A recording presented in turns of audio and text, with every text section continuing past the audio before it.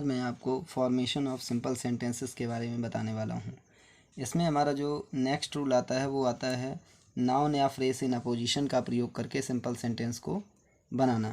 ठीक है, इसमें सबसे पहले हमें ये जानना होगा कि अपोजिशन होता क्या है। अपोजिशन का अर्थ होता है एडिशन ऑफ वन वर्ड और group of words to another as an explanation. अर्थात अपोजिशन का मतलब ये होता है कि एक शब्द या शब्दों के समूह को दूसरे शब्द से व्याख्या के रूप में जोड़ना ही अपोजिशन कहलाता है। इसीलिए किसी नाउन या फ्रेज को उस नाउन के पास रखा जाता है जिसकी ये व्याख्या करता है, अर्थात जिसकी व्याख्या की जाती है उसी के पास में इस नाउन या फ्रेज को अपोजिशन को रखा जाता है। ठीक है, जो नाउन जो होता है या फ्रेज अपोजिशन में रहता है उसे दो अल्प विराम के बीच में रखा जाता है, अर्थात दो कॉमा के बीच में रखा जाता है। जैसे देखिए हमारा ये है, इसमें एक example, Suresh is a teacher, he is very gentle. ठीक, जेंटल। तो इसमें देखिए सुरेश जो हमारा क्या है, नाउन है।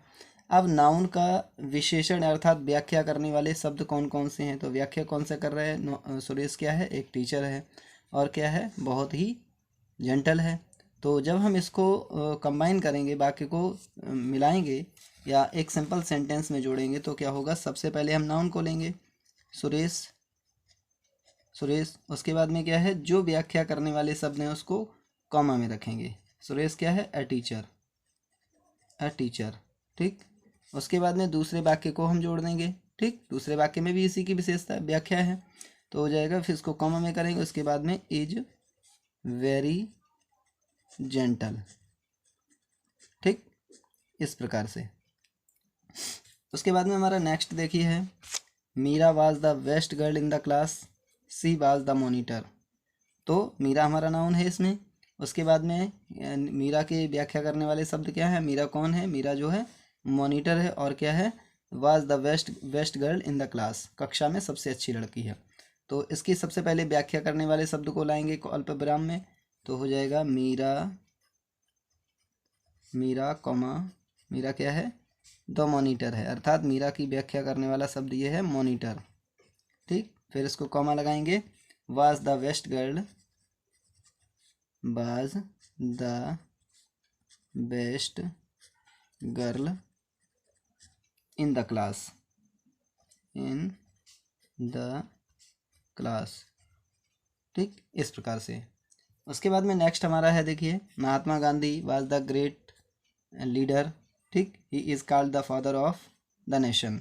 महात्मा Gandhi was a great leader, एक महान नेता थे।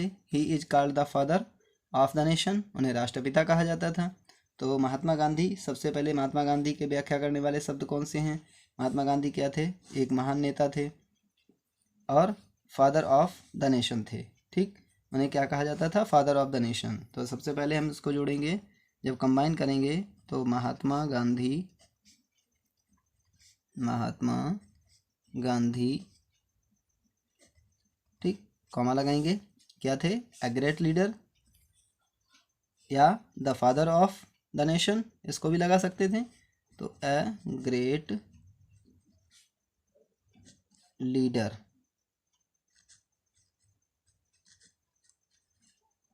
अल्प विराम में लगाएंगे, इज कॉल्ड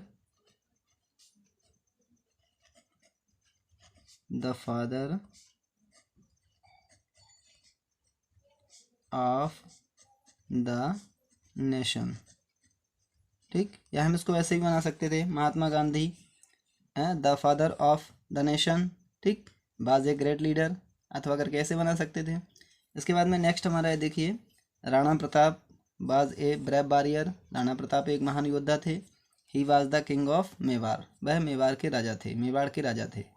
तो राणा प्रताप हमारा नाउन है। ठीक, नाउन की व्याख्या क्या है कि वो कैसे थे, एक महान योद्धा थे, और दूसरी बात किंग ऑफ मेवाड़, मेवाड़ के राजा थे। तो इसको जब हम कंबाइन करेंगे तो हो जाएगा राणा प्रताप, राणा प्रताप, राणा प्रताप क्या थे, एक महान योद्धा थे और मेवाड़ के राजा थे। तो राणा प्रताप, इसके बाद में इसको अल्प विराम में क्या करेंगे, a brave warrior, a brave warrior, एक महान योद्धा थे। वारियर, ठीक। Was the king of Mewar, इसको कॉमा करेंगे तो क्या होगा, was the king of Mewar, ठीक। इस प्रकार से हम क्या करेंगे, जो हमारे सेंटेंसेस हैं इनको नाउन या फ्रेज इन अपोजिशन के का प्रयोग करके दो या दो से अधिक साधारण वाक्यों को एक साधारण वाक्य में बदलते हैं, ठीक है। धन्यवाद।